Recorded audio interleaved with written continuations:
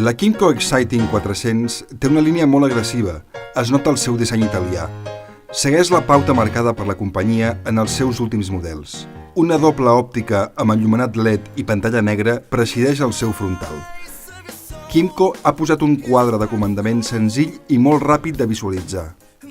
Un seient molt còmode i ample dona una posició al conductor molt bona. Les línies segueixen fluides fins la part del darrere, que acaben amb una gran òptica LED. La Exciting 400 compta amb un motor de 400 centímetres cúbics que dona 36 cavalls. Té doble disc de fre radial i amb ABS. Les rodes són de diàmetre petit i té unes suspensions una mica toves. Ens pugem i sortim a fer un vol.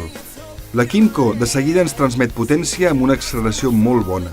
Ens sorprèn la seva agilitat degut al seu disseny. Té un bon comportament per ciutat i podem esquivar el tràfic ràpidament.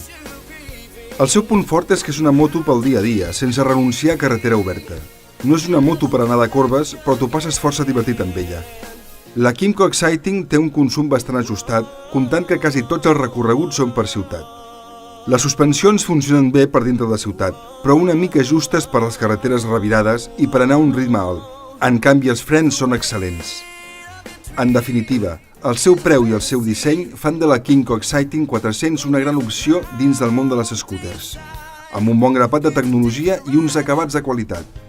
Kymco ens torna a sorprendre amb el seu model estrella.